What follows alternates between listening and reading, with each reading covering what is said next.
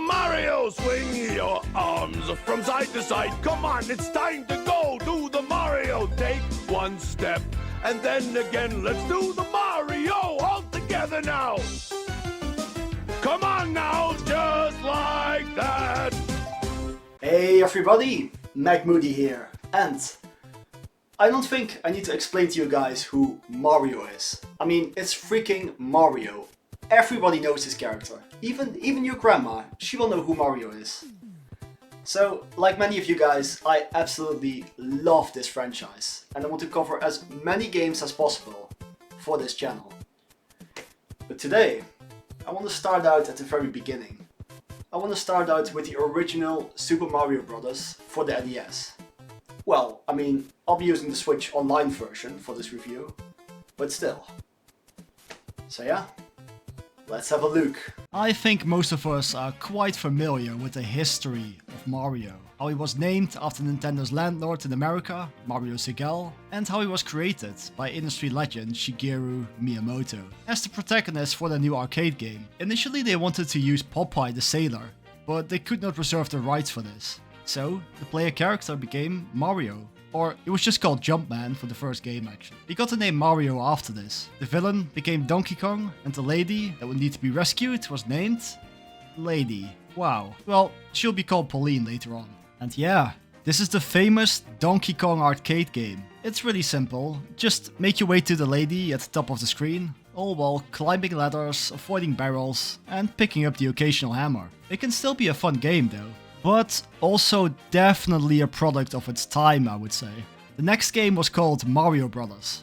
And this is where Luigi made his first appearance. This was a simple one-screen arcade game, where the objective is to get rid of all the enemies that keep coming out of these pipes all the time, and you could play with a buddy to compete for the highest score. The game has been re-released various times on like everything you can imagine, but I would definitely still say that this was also really a product of its time. After Mario Bros., Nintendo wanted to create a more colorful side-scrolling game. The first Super Mario Bros. Was designed by Shigeru Miyamoto and Takashi Tezuka, who combined their accumulated experience from working on games like Devil World, Excitebike, and Kung Fu. The side-scrolling engine was based on the engine used in Excitebike, for instance, which would allow Mario to smoothly accelerate while running, which was actually a pretty novel concept at the time. It really was impressive how they managed to cram this game into an NES cartridge back in the day. A lot of impressive programming tricks were used to save as much space as possible. A multiplayer mode was also implemented where the second player controls Luigi and takes over when player 1 dies. The music was composed by Koji Kondo, and what can I say? This man created what is probably the most famous video game soundtrack of all time. The overall theme is known and fondly remembered by everybody. Yes, including your grandma. It can't be understated how incredible the impact of this soundtrack really is though. It had a huge impact on the gaming industry.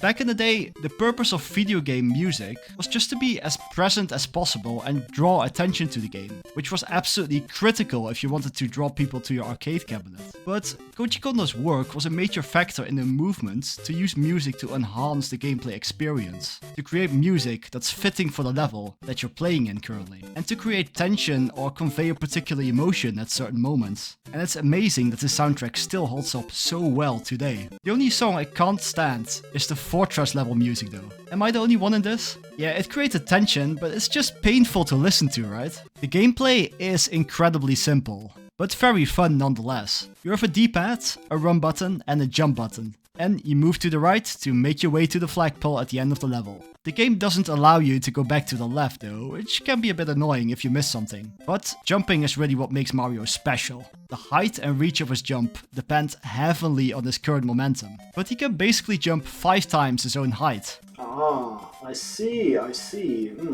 That makes sense.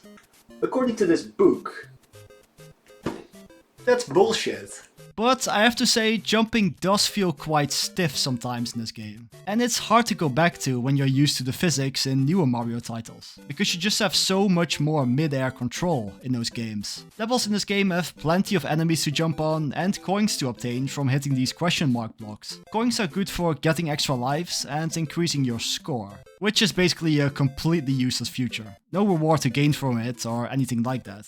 I guess you could brag about it back in the day, but that's about it. But sometimes these question mark blocks can contain power-ups for Mario, and this is something that became a main staple in the Mario franchise going forward. You see, Mario is initially a really small little Italian man. Just one hit from an enemy and you lose a life. Lose all your lives and it's game over. But if you find one of these mushrooms, Mario can become big. And he can take an extra hit as well. And now you're able to find a fire flower in question mark blocks. And this lets you throw freaking fireballs. A great way of taking care of enemies from a safe distance. But you lose this ability as well when you get hit. And very rarely you can find a power star, which makes you completely invincible for a short amount of time. And enemies come in all flavors as well. A lot of famous Mario enemies made their first appearance here. We got the Wimpy Goombas, Koopas, Paratroopas, Buzzy Beetles, Bullet Bills, and Piranha Plants for instance, which can only be taken care of with a fireball. And underwater we got Cheep Cheeps and Bloopers as well. There are 2 levels in the game where you get chased by a Lakitu. He will continuously toss these spiny eggs at you. Yeah, this guy can be annoying for sure, but the best thing to do is to just keep running as fast as you can. But this is nothing compared to the Hammer Bros. Just the way how they keep tossing these hammers in an arc and how they jump on the most random moments just make these guys so difficult to even avoid. Let alone jump on them. Yeah, Hammer Bros just really suck in this game.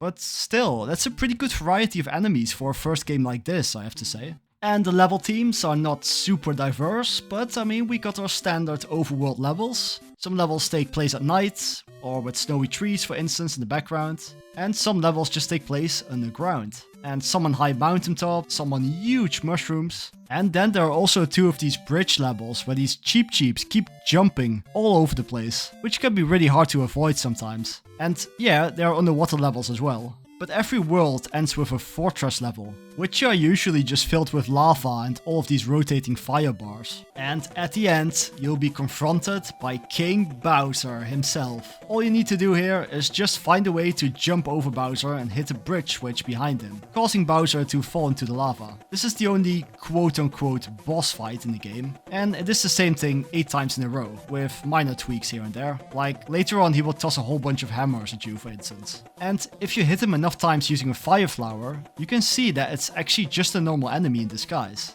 And at the end of every fortress level, you find a Toad, who basically just tells Mario to piss off because the princess is in another castle. Yeah, you basically only face off against the real King Bowser at the end of level 8-4. And yeah, there's nothing special in this encounter either, just jump over him or use fireballs. But after this, Mario finally rescues the real princess, ending the first Super Mario Bros. Game. There is honestly not that much I can say here. Everything about this game has been said already. It's an absolutely legendary game that is credited by many as being responsible for reviving the video game industry after the market crashed in 1983.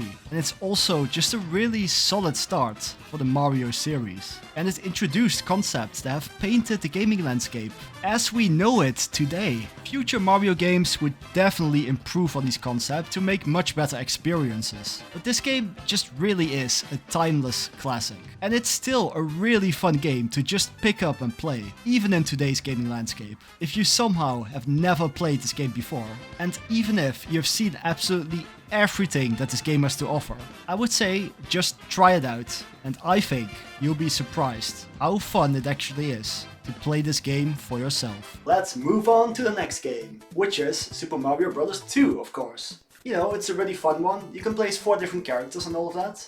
You can toss things around. It's actually called Super Mario Bros. USA in Japan.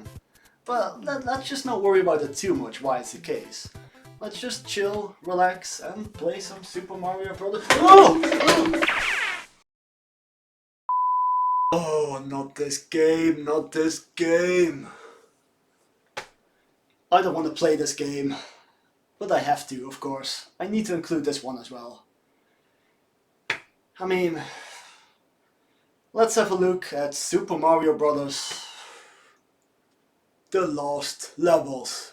So, after the worldwide phenomenon that was the first Super Mario Bros., Takashi Tezuka took it upon himself to create a sequel, since Miyamoto was mainly busy on the development of another upcoming game, The Legend of Zelda. So this new Mario game would be a continuation in difficulty from the original game. It was a game specifically made for people that mastered the original Super Mario Bros. So yeah, they made this game pretty damn difficult. So difficult in fact, that Nintendo deemed it too hard for the Western market, so it wasn't initially released outside of Japan. The game would only be released in the West later as part of the Super Mario All-Stars collection, under the name Super Mario Bros. The Lost Levels. But nowadays you can just play the original Japanese release on the Nintendo Switch Online library. And the game itself plays identical to the first one. The graphics have been slightly changed, but besides this, it really just feels like you're playing a level pack for the same game. It's still just 8 worlds with 4 levels each, with a castle level and the same Bowser encounter on the 4th level of each world. There is no new music and no new enemies at all.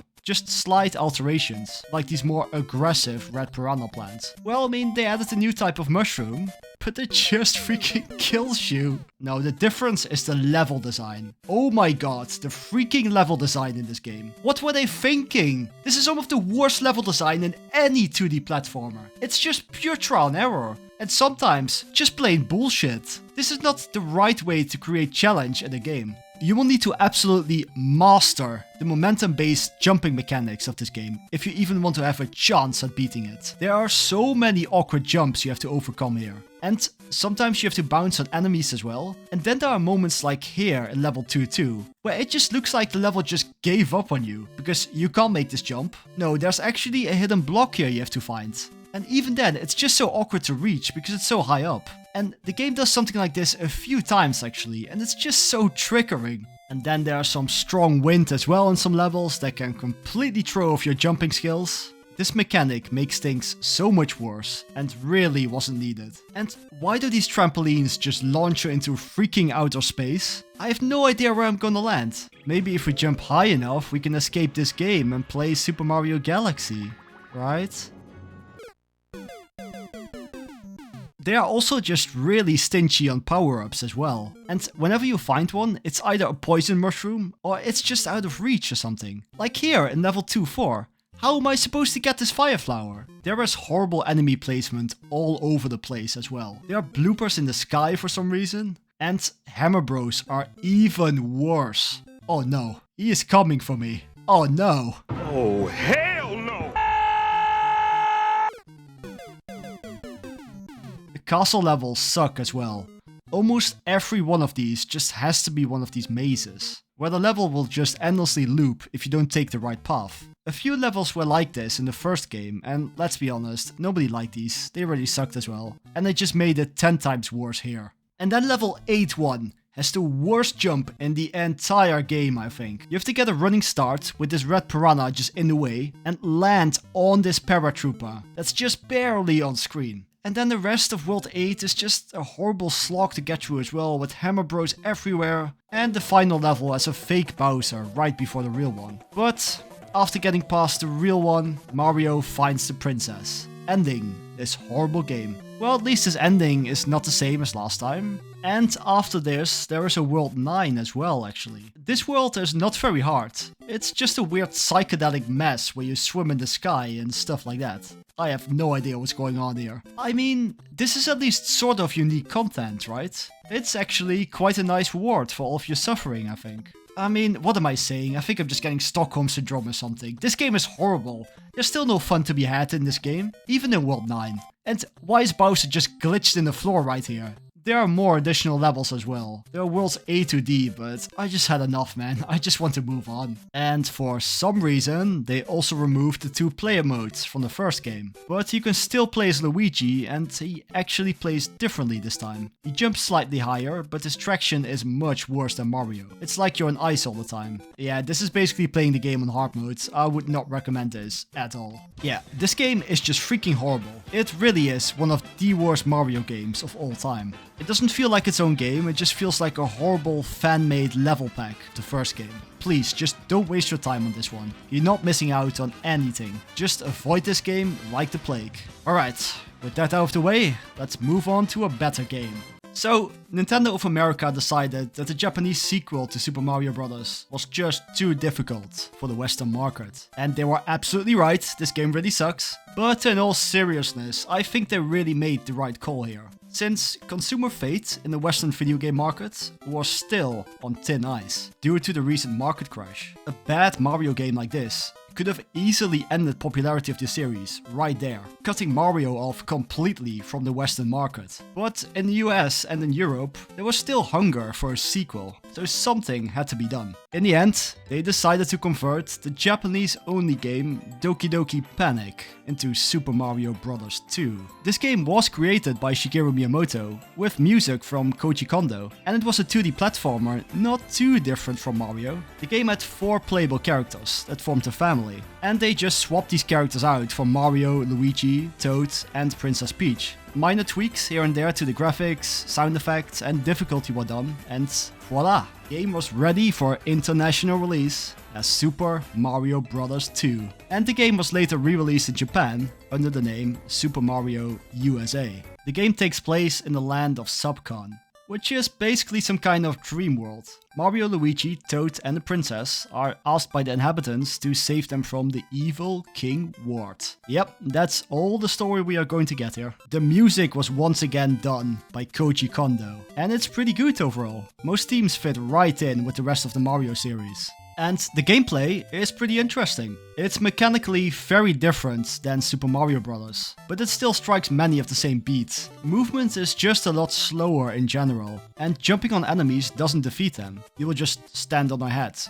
Awkwardly. But this way, you can pick them up and toss them at other enemies, knocking both of them out. And there are these turnips all over the place that you can pluck out of the ground and toss at enemies. This gameplay mechanics really works and it's a lot of fun. Many other things can be plucked or picked up, like these POW blocks, these freaking bombs!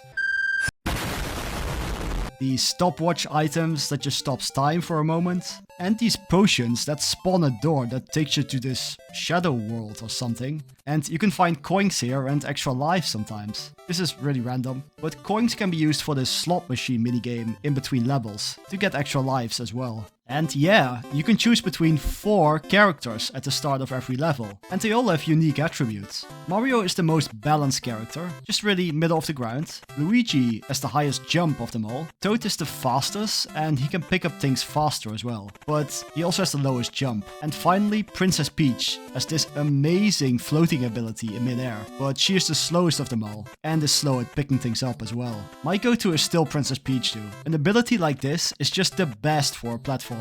But there are some levels where you just have to dig through a bunch of sand, like here, and I really like to bring Toad for these. Every character can also perform this charge jump to reach extra high areas by holding the down button for some time. There are basically no other power-ups in this game as well, by the way. Just a Starman that can randomly pop up on screen sometimes. But that is all. Enemy variety is still quite diverse. We got some that just kind of move around, ready to be picked up. And yeah, this is Shy Guy's first appearance, by the way. But other enemies will shoot projectiles at you, like these sniffets and these snakes. Occasionally, you will need to collect a key to enter a door, and these masks will just start chasing you down as long as you're holding the key, which is absolutely terrifying. So dropping the key from time to time is actually a good strategy in these sections. But even then, this thing can sometimes just blindside you like this, so that's fun. There are 7 worlds in this game, each having 3 levels in them, except for World 7, which only has 2, for some reason. And every level ends with a boss fight, most of the time against Birdo. Yeah, this is Birdo's first game as well. The fight is simple, just toss these eggs right back at her.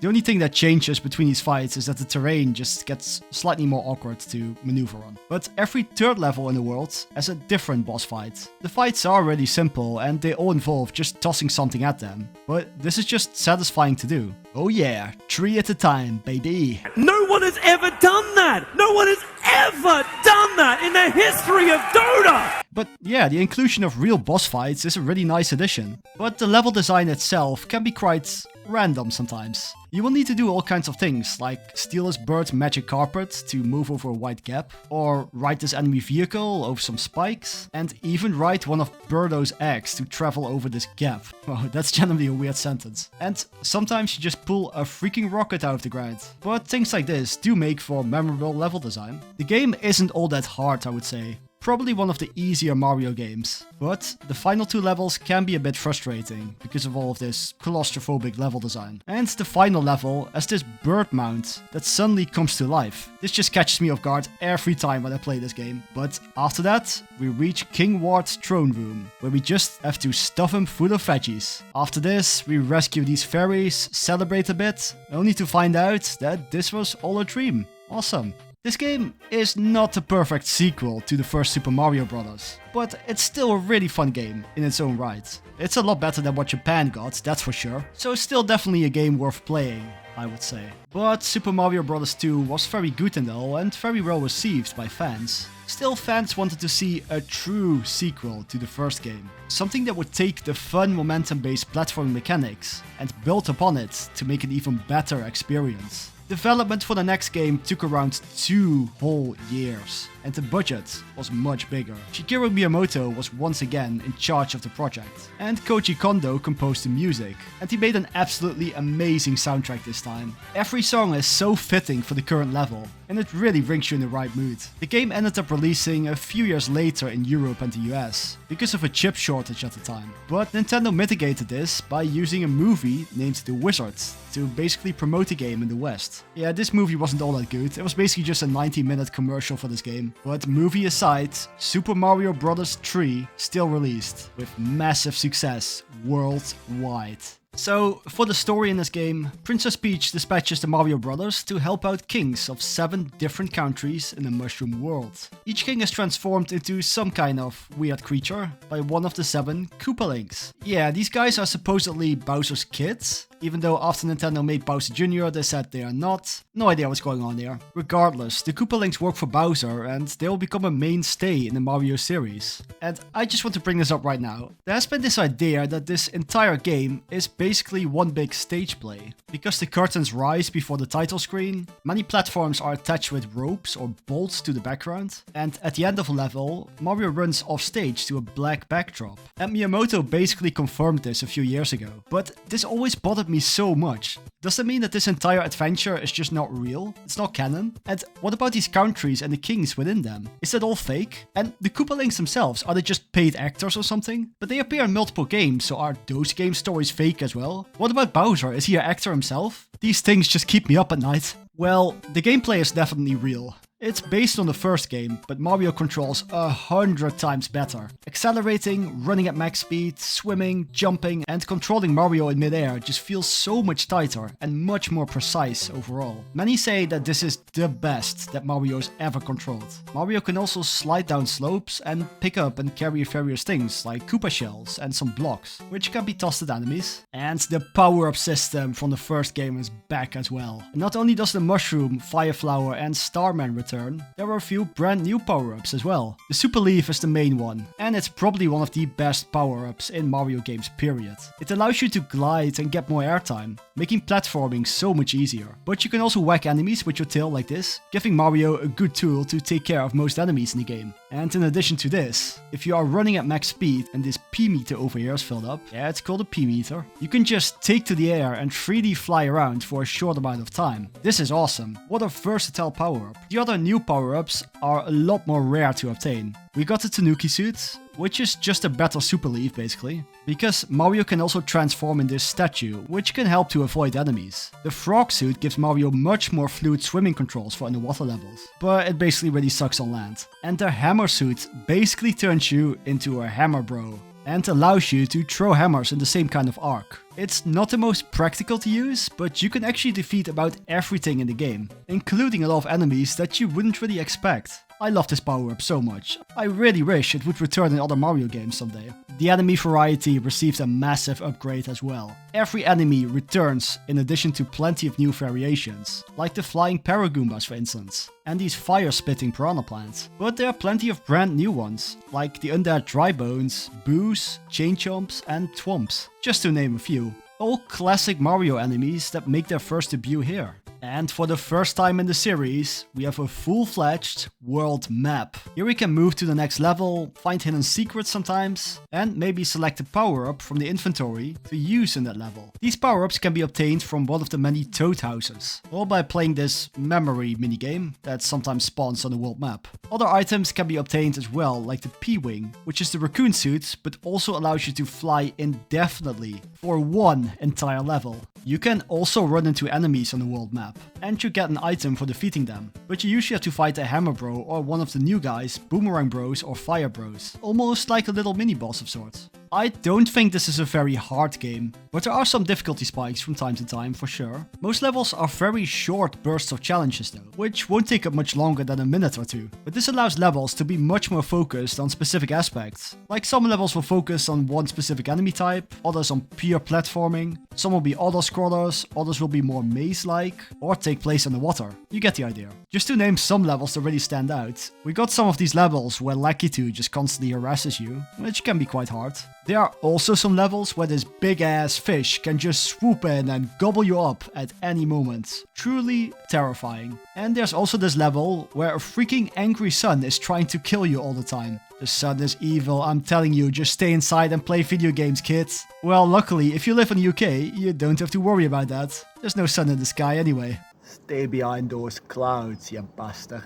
Every world has at least one of these fortress levels, but sometimes more. These are usually filled with things like dry bones, booze, and these spinning discs. And they always end with a fight against Boom Boom, which is just incredibly easy. At the end of each world, we find a king who has been transformed into... Aww, it's just a cute doggo. I like the fourth king, who's just a freaking dinosaur for some reason. But after this, we board an airship, and these levels can be a bit hard sometimes. Because they are auto-scrollers and there is a shitload of stuff that you have to avoid all the time. But at the end, you face off against one of the Koopalings. And you just have to jump on them 3 times. They all play out very similar. After this, we get the magic wand, transform the king back to normal, get a letter from Princess Peach with our bonus paycheck included, and it's on to the next world. Every world also has a specific theme, which really helps making this game feel like a much grander adventure. And every world has unique music on the map as well. We got Grassland, Desertland, Waterland, Giant Land. This is the one everybody loves because everything is huge here. And there is a Skyland, an Iceland, a Pipeland. But after saving the king of this world, we got a letter from Bowser, stating that he kidnapped the princess once again. And we have to travel to his castle in Darkland to save the day. After making his way over tanks, battleships, and being molested by these hands a few times, Mario storms Bowser's castle to face off against the King of Evil at the end. And this feels more like a proper boss fight. He will shoot fireballs and will try to butt stomp you, which will eventually cause him to fall into the pit below. And then Mario saves the princess, ending Super Mario Bros. Trilogy. Yeah, this game is freaking amazing. Just so much fun to play, and I can absolutely recommend it to everybody. The difficulty is quite beginner friendly, and it ramps up nicely towards the end, making this game a great starting point for new players. If you somehow have never played a Mario game before, the game really builds on the foundations of the first game, and improves upon them in every possible way. Many people have said that this is still the best Mario game of all time. And even though I'm a bit more invested in the 3D games myself, I can absolutely see what they mean. This game's tight controls, the sense of speed, and the super fun short burst level design has never really been replicated. This is truly a timeless game. There's also the Super Mario All-Stars collection that was originally released for the Super NES. This is a collection that included all of the games that we talked about today, all of them with some amazing 16-bit graphical updates. This is probably the definitive way to play these classics. I wanted to stick with the OG NES releases for this video, but I really recommend this collection. Although, I do think the original Super Mario Bros. Is best enjoyed with the classic 8-bit graphics. It's just iconic that way, right? But the other two games really benefit from the 60-bit graphics. And just don't play the lost levels unless you enjoy a really good spanking or something. Thank you, sir. May I have another? The All-Stars collection was re-released on the Wii to celebrate Mario's 25th anniversary. But nowadays, it's also easily available on a Nintendo Switch Online service. together with all of the original NES releases as well. All of these games have been re-released countless times on things like the Virtual Console, and a remake of the first game was released on the Game Boy Color, named Super Mario Bros Deluxe, while the other two games have been remade for the Game Boy Advance as part of the Super Mario Advance collection. I want to make a separate video of all of these games at some point in the future, but that is a story for another day. Well, for the next video, I want to make a slight detour and have a look at Super Mario Land for the original Game Boy. But after that, it's straight on to Super Mario World for the Super NES. So, subscribe if you don't want to miss any video in the Super Mario Marathon. And otherwise, hopefully, see you on the next review. Do the Mario, swing your arms from side to side. Come on, it's time to go. Do the Mario, take one step, and then again, let's do the Mario all together now.